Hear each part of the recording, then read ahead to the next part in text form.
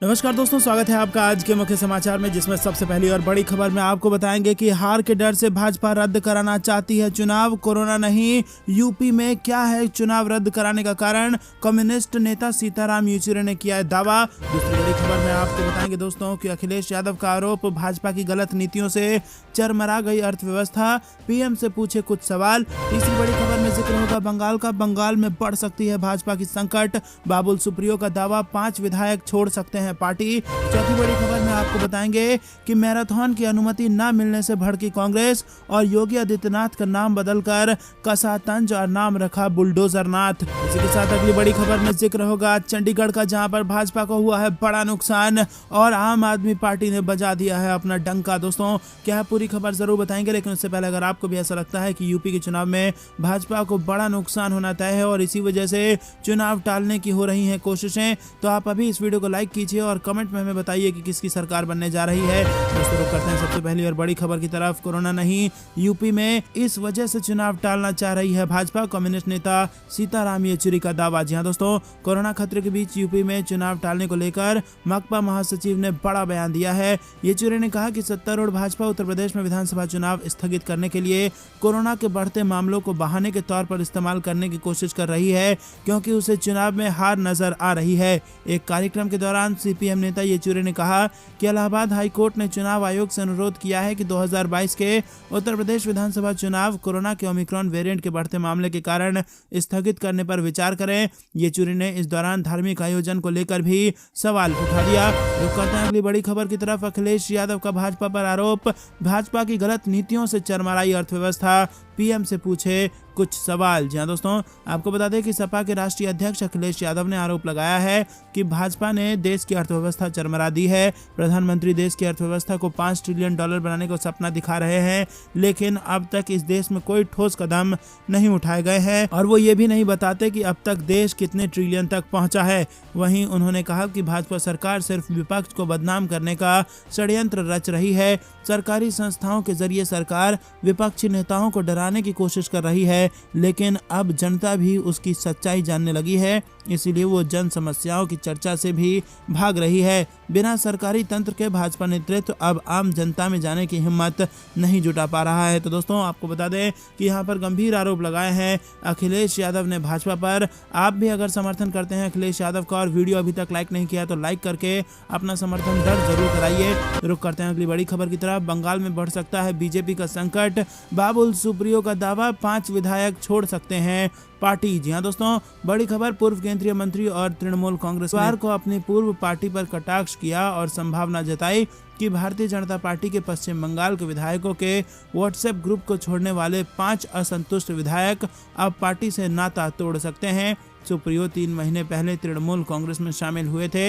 हालांकि 5 विधायकों में से एक अंबिका राय ने रविवार को व्हाट्सएप ग्रुप में फिर से शामिल होने की इच्छा व्यक्त करते हुए कहा कि उन्होंने गलती की है और भाजपा के एक वफादार सिपाही बने रहने की उन्होंने इच्छा जताई है। दोस्तों, आपको बता दें कि सुप्रियो ने बंगाल में ट्वीट किया कि भाजपा में एक के बाद एक विकेट गिर रहे हैं और 5 और चले गए तो दोस्तों 5 विधायक भाजपा से हट सकते हैं पश्चिम बंगाल में और भाजपा को हो सकता है बड़ा नुकसान। तो करते हैं अगली बड़ी खबर की तरफ, जो कि फिर से उत्तर प्रदेश से आ रही है। मैराथन की अनुमति न मिलने से भड़की कांग्रेस, योगी आदित्यनाथ का नाम बदलकर कसातंज और रख दिया बुलडोजर नाथ। जी हां दोस्तों, कांग्रेस ने उत्तर प्रदेश के मुख्यमंत्री योगी आदित्यनाथ को बुलडोजर नाथ की संज्ञा देते हुए रविवार को कहा कि उनकी विध्वंसक सरकार बार बार युवाओं के सपनों को रौंदती है।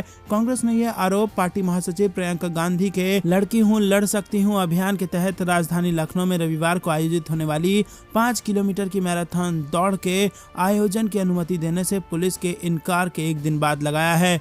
उत्तर प्रदेश कांग्रेस ने सिलसिलेवार ट्वीट में मुख्यमंत्री योगी आदित्यनाथ पर हमला करते हुए कहा कि बुलडोजर नाथ की विध्वंसक सरकार बार बार युवाओं के सपनों को रौंदती है, कभी पेपर लीक करके, कभी भर्ती ना निकाल कर, कभी लाठी बरसाकर और इस बार तमाम बहादुर लड़कियों के सपनों पर योगी की महिला विरोधी सोच का बुलडोजर चला है।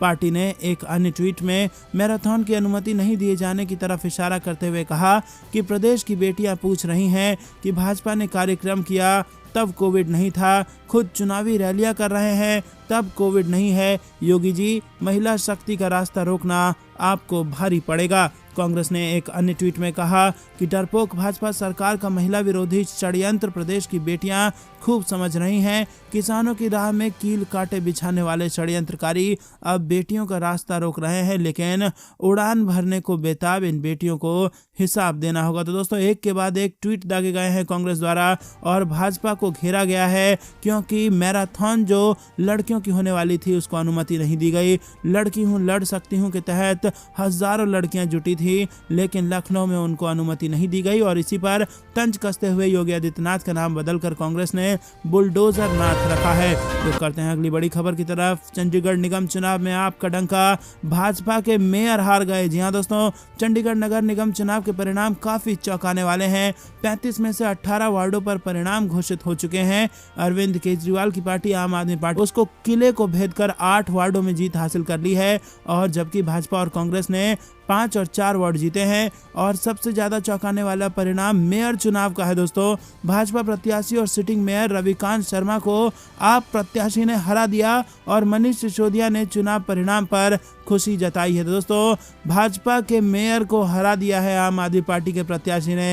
ये इस वक्त की बेहद बड़ी खबर चंडीगढ़ से निकल के आ रही है। रुक करते हैं अगली बड़ी खबर की तरफ। सुप्रीम कोर्ट के 76 वकीलों ने भड़काऊ भाषण पर जताई चिंता और लेटर में बीजेपी नेता सहित 9 के नाम। जी हां दोस्तों, उत्तराखंड के हरिद्वार और दिल्ली में धर्म संसद के दौरान दिए गए भड़काऊ भाषण पर विवाद बढ़ता जा रहा है। सुप्रीम कोर्ट के 76 वकीलों ने chief justice of India NV Ramana को चिट्ठी लिखकर इस मामले में स्वतः संज्ञान लेने की अपील की है। हरिद्वार में 3 दिन चली धर्म संसद 20 दिसंबर को खत्म हुई थी। तृणमूल कांग्रेस की सांसद महुआ मोइत्रा ने ट्विटर पर चिट्ठी शेयर की है। उन्होंने सुप्रीम कोर्ट से मामले में संज्ञान लेने को कहा है। टीएमसी सांसद ने कहा है कि धर्म संसद का आयोजन जूना अखाड़ा के यति नरसिंहानंद गिरी ने किया था। इसमें मुस्लिमों को नुकसान पहुंचाने की बात कही गई है, इसीलिए उनके खिलाफ एक्शन लिया जाना चाहिए। चिट्ठी में कहा गया है कि भाषणों में खुलेआम एक पूरे समुदाय की हत्या के लिए आह्वान किया गया है।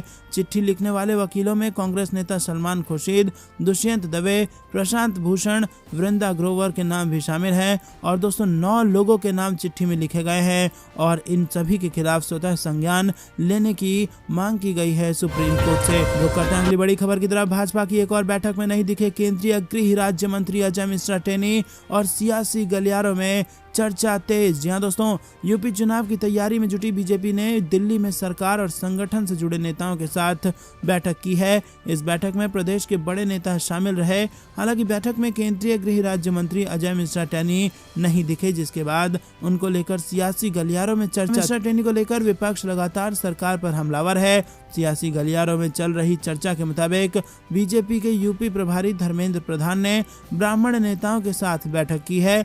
बैठक के बाद सभी नेताओं ने राष्ट्रीय अध्यक्ष जेपी नड्डा से मुलाकात की है। मुलाकात के दौरान अजय मिश्रा टेनी नजर नहीं आए, जिसे लेकर अब चर्चाएं शुरू हो गई हैं। जी दोस्तों, लखीमपुर कांड के बाद लगातार भाजपा पर दबाव है कि वो अजय मिश्रा टेनी को मंत्रिमंडल से बर्खास्त करें, लेकिन वो सीधे तौर पर तो भाजपा ने कोई फैसला नहीं लिया है, लेकिन तमाम बड़ी जो सभाएं हैं उनमें उनकी मौजूदगी ना होना एक बड़े बदलाव की तरफ संकेत कर रही है। तो करते हैं अगली बड़ी खबर की तरफ। योगी सरकार के नाइट कर्फ्यू पर वरुण गांधी का सवाल, चुनावी रैली कर कोरोना कंट्रोल का ये कौन सा फार्मूला। जी हां दोस्तों, ओमिक्रॉन के खतरे के बीच योगी सरकार के नाइट कर्फ्यू के फैसले पर पीलीभीत से बीजेपी सांसद वरुण गांधी ने सवाल उठाया है। वरुण गांधी ने नाइट कर्फ्यू को लेकर पूछा है कि दिन में रैली कर ये कौन सा प्रतिबंध लगाया गया है। गांधी का यह ट्वीट सोशल मीडिया पर तेजी से वायरल हो रहा है। जानकारी के मुताबिक पीलीभीत से सांसद वरुण गांधी ने ट्वीट कर लिखा कि रात में कर्फ्यू लगाना और दिन में रैलियों में लाखों लोगों को बुलाना यह सामान्य जनमानस की समझ से परे है। वरुण गांधी ने ट्वीट में आगे लिखा कि उत्तर प्रदेश की सीमित स्वास्थ्य व्यवस्थाओं के मद्देनजर हमें ईमानदारी से यह तय करना पड़ेगा कि हमारी प्राथमिकता भयावह ओमिक्रॉन के प्रसार को रोकना है या चुनावी शक्ति प्रदर्शन करना। तो दोस्तों, वरुण गांधी जो कि भाजपा से सांसद हैं, उन्होंने भाजपा को ही घेरा है और कहा है कि नाइट कर्फ्यू का क्या मतलब अगर दिन में चुनावी रैलियों में हजारों की भीड़ एकत्रित होती होती हो। रुक करते हैं अगली बड़ी खबर की तरफ। एबीपी सी वोटर सर्वे, क्या यूपी में चुनाव अब मोदी बनाम अखिलेश होता जा रहा है? जनता ने दिया चौंकाने वाला जवाब और अब योगी बनाम अखिलेश नहीं बल्कि मोदी बनाम अखिलेश की उत्तर प्रदेश में टक्कर। 5 राज्यों में विधानसभा चुनाव पर संकट, स्वास्थ्य मंत्रालय के अफसरों संग बैठक करेगा चुनाव आयोग। 24 घंटे में यूपी में मिले कोरोना के 59 नए मरीज, एक्टिव केसों की संख्या में भी इजाफा। कृषि कानूनों पर नरेंद्र तोमर के बयान पर राकेश टिकैत की चेतावनी, याद रहे किसानों के लिए दिल्ली दूर नहीं।